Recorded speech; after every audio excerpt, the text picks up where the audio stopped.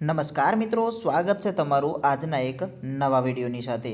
તો મિત્રો, આજના આ વિડીયોની અંદર આપણે પીજીવીસીએલની મહત્ત્વની જાણકારી વિશે વાત કરવાના છીએ, કેમ કે પીજીવીસીએલની પરીક્ષા આવે છે તેની અંદર તમને પીજીવીસીએલની અમુક માહિતી પૂછી શકે છે। એટલા માટે આપણે છે તે પીજીવીસીએલની તમામ જાણકારી આ વિડીયોની અંદર જોવાના છીએ।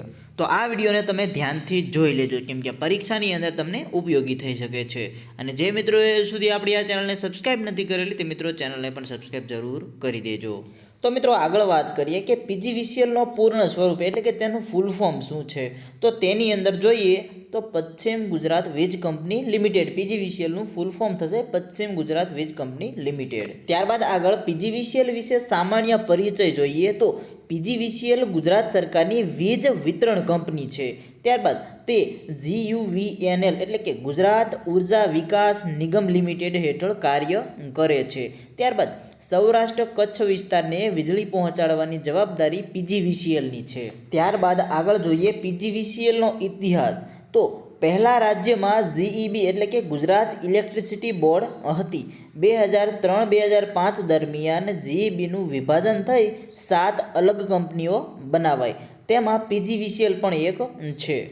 હવે ત્યારબાદ આગળ જોઈએ પીજીવીસીએલની મુખ્ય જવાબદારીઓ, પીજીવીસીએલની જવાબદારી શું શું છે તેના વિશે જોઈએ તો વીજળીનું વિતરણ એટલે કે ડિસ્ટ્રીબ્યુશન, ત્યારબાદ નવા કનેક્શન આપવા તે પણ પીજીવીસીએલનું કાર્ય છે। ત્યારબાદ જૂના કનેક્શન જાળવવા એટલે કે મેન્ટેનન્સ, ત્યારબાદ મીટર લગાડવું કે બદલવું, ત્યારબાદ બિલ બનાવવું અને વસૂલ કરવું, ત્યારબાદ ફ્યુઝ ઓફ કોલ સેવા, લાઇન ફેરફાર, ફરિયાદ નિરાકરણ અને ત્યારબાદ ગ્રામીણ વીજળીકરણ। આ તમામ મુખ્ય જવાબદારીઓ છે તે પીજીવીસીએલની છે। ત્યારબાદ આગળ વધુ જાણકારી માટે જોઈએ કે પીજીવીસીએલના કાર્ય વિસ્તારો એટલે કયા કયા વિસ્તારમાં કાર્ય કરે છે। તો પીજીવીસીએલ નીચેના જિલ્લાઓમાં સેવા આપે છે, જેમ કે રાજકોટ, જામનગર, જૂનાગઢ, પોરબંદર, કચ્છ, ભાવનગર, અમરેલી, સુરેન્દ્રનગર, દેવભૂમિ દ્વારકા, મોરબી, ગીર સોમનાથ અને બોટાદ, આટલા વિસ્તારમાં છે તે પીજીવીસીએલ કાર્ય આપે છે।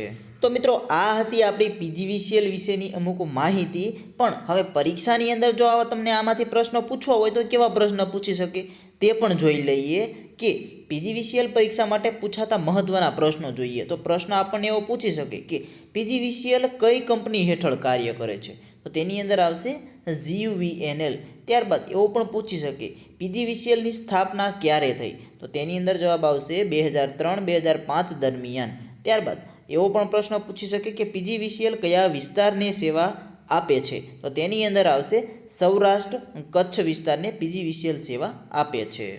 ત્યારબાદ આગળ પ્રશ્ન જોઈએ કે પીજીવીસીએલનો હેડ ઓફિસ ક્યાં છે, તો તેની અંદર જવાબ આવશે રાજકોટ, પીજીવીસીએલનો હેડ ઓફિસ છે તે રાજકોટ છે। ત્યારબાદ GEBનો અર્થ, તો તેની અંદર આવશે ગુજરાત ઇલેક્ટ્રિસિટી બોર્ડ। ત્યારબાદ HT લાઇનની વોલ્ટેજ કેટલી હોય છે, HT લાઇન હોય છે તેના વોલ્ટેજ કેટલા હોય છે, આવો પ્રશ્ન પણ પૂછી શકે છે। તો તેની અંદર જવાબ આવશે 11 kV, 33 kV કે 66 kV।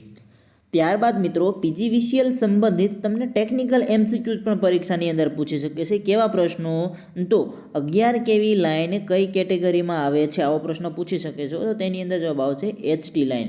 ત્યારબાદ એવો પ્રશ્ન પણ પૂછી શકે કે LT લાઇનનું વોલ્ટેજ, તો તેની અંદર જવાબ આવશે 415 વોલ્ટ। ત્યારબાદ એવો પણ પ્રશ્ન પૂછી શકે કે ટ્રાન્સફોર્મરનો કાર્ય, તો તેની અંદર જવાબ આવશે HV થી LV અથવા LV થી HV વોલ્ટેજ પરિવર્તન। ત્યારબાદ એવો પ્રશ્ન પણ પૂછી શકે કે ફ્યુઝનું મુખ્ય કાર્ય શું છે, તો તેની અંદર જવાબ આવશે ઓવર કરંટથી સર્કિટને સુરક્ષિત કરવું।